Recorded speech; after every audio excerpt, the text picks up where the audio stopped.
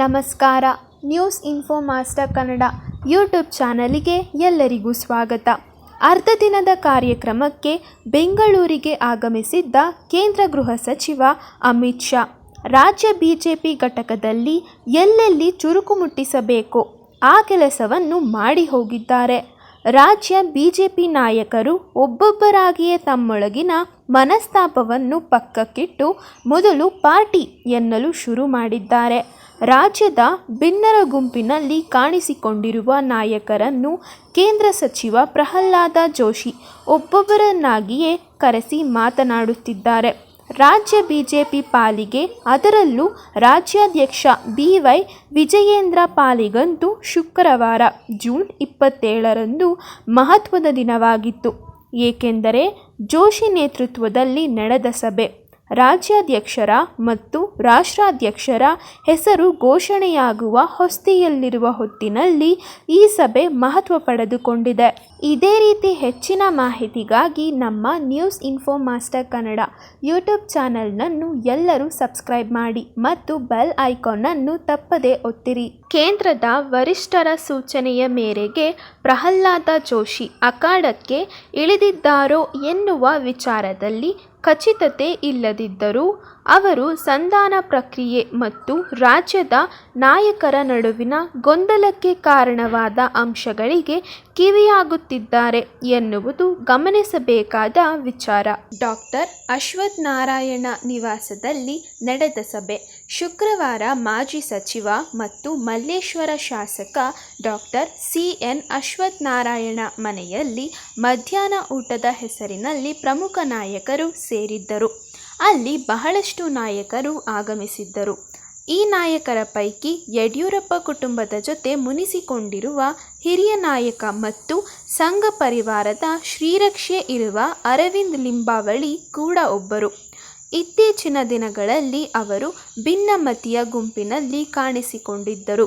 ಅಲ್ಲದೆ ಪಕ್ಷದ ಚಟುವಟಿಕೆಯಿಂದ ದೂರವಿದ್ದವರು. ಅರವಿಂದ್ ಲಿಂಬಾವಳಿಯನ್ನು ಕರೆಸಿಕೊಂಡ ಪ್ರಹ್ಲಾದ ಜೋಶಿ ಡಾಕ್ಟರ್ ಅಶ್ವಥ್ ನಾರಾಯಣ ನಿವಾಸಕ್ಕೆ ಕೂಡಲೇ ಬರುವಂತೆ ಜೋಶಿ ದೂರವಾಣಿ ಕರೆಯನ್ನು ಮಾಡಿದ್ದರು.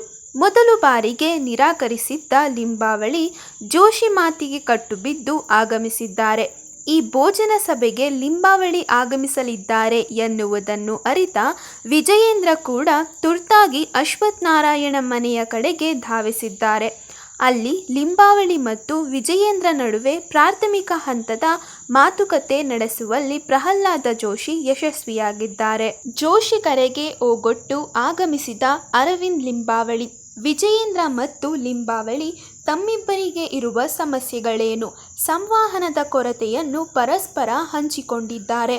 ಇತ್ತೀಚಿನ ದಿನಗಳಲ್ಲಿ ಎದುರಿಗೆ ಸಿಕ್ಕಿದರೆ ಒಬ್ಬರಿಗೊಬ್ಬರು ಮಾತನಾಡಿಕೊಳ್ಳದಷ್ಟು ಮುನಿಸು ಇಬ್ಬರ ನಾಯಕರ ನಡುವೆ ಇತ್ತು.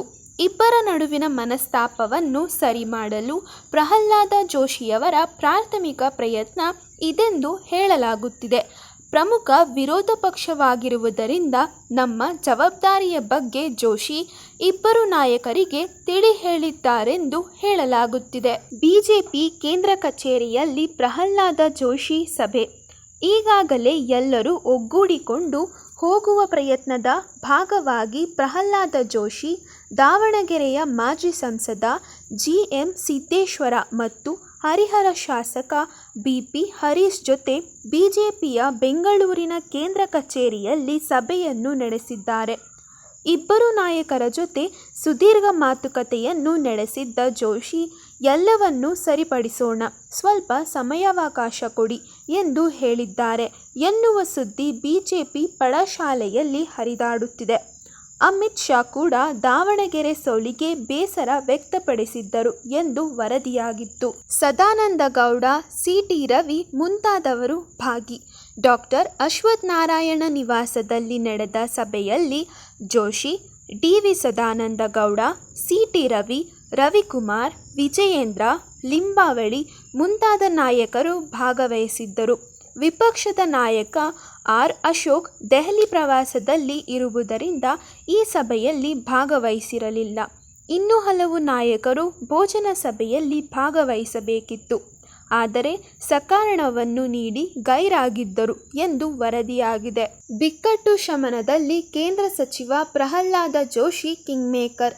ರಾಜ್ಯ ಬಿಜೆಪಿ ಘಟಕದಲ್ಲಿ ಎಲ್ಲವೂ ಸರಿಯಿದೆ ಎನ್ನುವುದಷ್ಟೇ ನನಗೆ ಬೇಕಿದೆ.